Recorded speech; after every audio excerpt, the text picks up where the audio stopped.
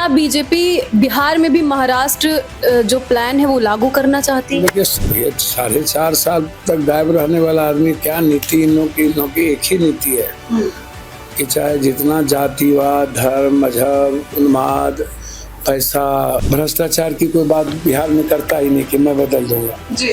मैंने कई बार कहा कि मुझको 3 महीना चाहिए कार्यालय दफ्तर से नामो निशान भ्रष्टाचार को मिटा दो। आपने एक बात कही सीएम नीतीश कुमार को लेकर के, इस बार बीजेपी उनके साथ धोखा कर सकती है। लाख हजार करोड़ रुपया मेडिकल माफिया लोग यहाँ है, पूरी दुनिया इलाज कराने यहाँ आती है, तो सही कहाँ है?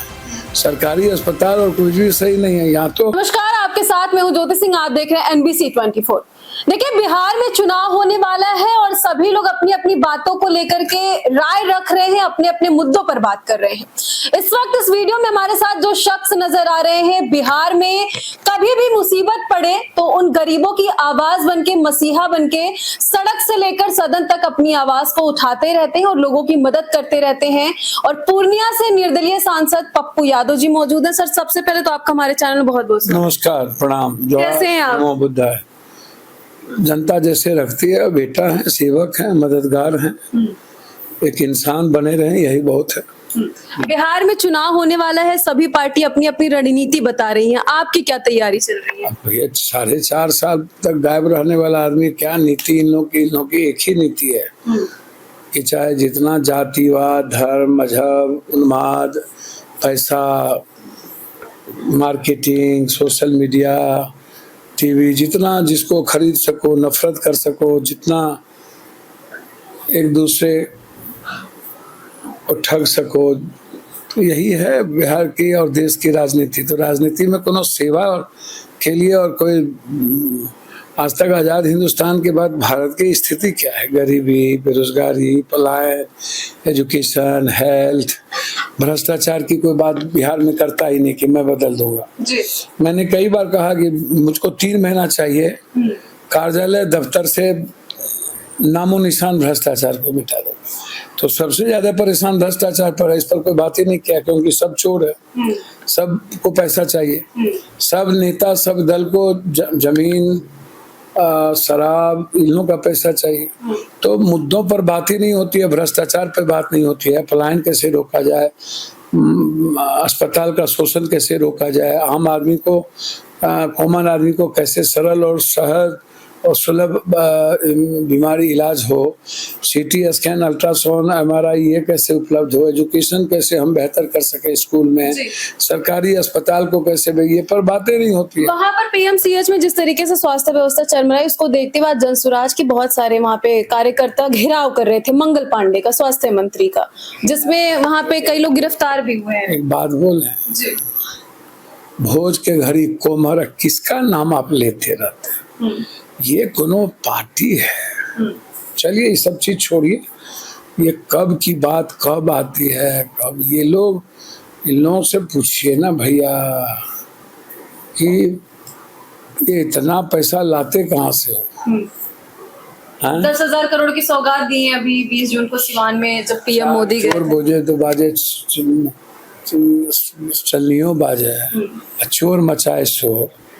तो इन लोगों का छोड़िए, दूसरे पार्टी तार्टी से ख्याल में कुछ भी। आज़ादी के बाद आज तक कोई प्रधानमंत्री और मुख्यमंत्री नहीं ठीक कर पाए। और पप्पू यादव के पास तो लगातार बचपन से मेडिकल सिस्टम के खिलाफ हम लड़ रहे हैं, लोगों की मदद करते हैं, सेवा आश्रम है, यहाँ सारे इलाज के लिए लोग। बिहार में वो सिस्टम आखिर सही क्यों नहीं हो रहा है पप्पू? यार कहाँ सही है? दिल्ली में सही है, बॉम्बे में सही है। यदि कहीं सही होता तो पूरे देश में इतना बड़ा, वर्ल्ड का सबसे बड़ा हेल्थ माफिया यहाँ होता क्या? 40-40 लाख हजार करोड़ रुपया मेडिकल माफिया लोग यहाँ हैं, पूरी दुनिया इलाज कराने यहाँ आती है, तो सही कहाँ है? सरकारी अस्पताल और कुछ भी सही नहीं है यहाँ तो। 40 रुपए की दवाई 4,000 में, 8,000 में, 1,600 में, 3,200 में, 800 में, 600 में। जीवन रक्षक दवाई कहाँ ठीक तो कहीं नहीं है। बिहार में ज्यादा बुरा है, कहीं कम बुरा है। बुरा तो स्थिति तो बहुत सब। आपका एक बयान जब से आया है, या बयान कह लें, आप अपनी बातों को रखे हैं, राजनीति गर्मा गई। आपने एक बात कही सीएम नीतीश कुमार को लेकर के, इस बार बीजेपी उनके साथ धोखा कर सकती है। हम थोड़े बोलते हैं भैया, ये बात तो अमित शाह जी कह रहे हैं कि मुख्यमंत्री का कोई चुनाव के पहले नहीं होगा। समय तय करेगा। हाँ, तो तब अमित शाह जी खुद ही बोल रहे हैं, इतने बड़े चालाक, इतने बड़े बीजेपी के भाग विधाता, वो खुद ही उनकी जुबान बोल रही है। तो उसमें पप्पू यादव ना 3 में ना 13 में, मैंने उन्हीं की बात कही। और मैं पहले से जानता हूं कि नीतीश कुमार अस्वस्थ भी है। अब यदि कोई नीतीश कुमार को तो पहले सीट कम आए, यही लोगों तय करेंगे। तो पूरा एनडीए गठबंधन में फुटबॉल है, कोई किसी से लड़ रहा है, कोई किसी से लड़ रहा है। महागठबंधन में नहीं है। महागठबंधन में तो भैया कांग्रेस बिल्कुल साफ, इंडिया गठबंधन को हराने के लिए वो कोई भी त्याग, किसी भी तरह की कुर्बानी तो कर ही रहा है ना, चल ही रहा है। वो कैसे गठबंधन धर्म आगे बढ़े, तो इसीलिए ना हम लोग राहुल गांधी के नेतृत्व में महागठबंधन चुनाव लड़ करके हम एनडीए को हराना की बात कर रहे हैं। क्योंकि आम लोगों का जो विश्वास है वो राहुल जी के प्रति है, किसी भी जाति धर्म का, यूथ का खास तौर पर। आरजेडी और कांग्रेस का तालमेल बिहार में सही बैठ रहा है? सब ठीक है, एकदम बिल्कुल कोई दिक्कत नहीं है। कोई दिक्कत नहीं है। जो भी चीजें होंगी, मीटिंग होंगी, सीटों को लेके जो बंटवारा होगा, सब में आप अपना समर्थन देंगे? मेरा तो हम तो एक वर्कर है साधारण, काहों में मगन, काहों में लेना देना ये नेता लोग करते हैं। वर्कर का काम ये थोड़े है। वर्कर से जो आदेश किया जाएगा हम उसका पालन करेंगे। एक आखिरी सवाल होगा कि क्या बीजेपी बिहार में भी महाराष्ट्र जो प्लान है वो लागू करना चाहती है? देखिए, सब कुछ बीजेपी का मतलब ही वही है, कमजोर आदमी को बैठाओ और अपने मियाँ मिट्ठू पीठ थपथपाओ, मोदी जी को आका बनाओ और पूरे देश के हर स्टेट में बीजेपी की सरकार बनाओ। और बीजेपी की सरकार बना के इस देश को लोकतांत्रिक मूल्यों को खत्म करो। एक इलेक्शन, एक नेशन के साथ साथ राष्ट्रपति प्रणाली लागू करो। ये सोच है, गुप्त एजेंडा है बीजेपी का। तो बीजेपी थोड़ी चाहेगी कि कोई क्षेत्रीय पार्टी ऊपर कोई नेता। तो देखिए, हमने चुनाव से जुड़े सवाल किए सर। जब भी आते हैं आपसे बातचीत होती है। आज आपके आवास के साथ में एक सेवा आश्रम हमें दिखा, जहां देश की राजधानी दिल्ली में बात करें तो ढंग का सरकारी आश्रम भी जो है साफ सुथरा नजर नहीं आता है।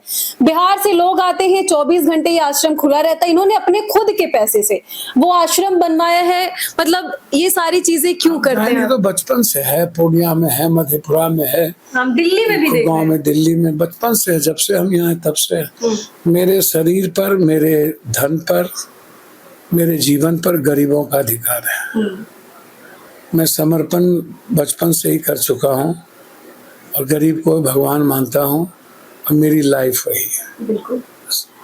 तो देखिए, गरीबों को भगवान मानते और जो गरीबों का अधिकार होता है लगातार वो देने की कोशिश करते हैं पप्पू यादव। हालांकि इनकी बातों को लेकर आपकी क्या राय है, कमेंट में जाकर के जरूर बताइएगा।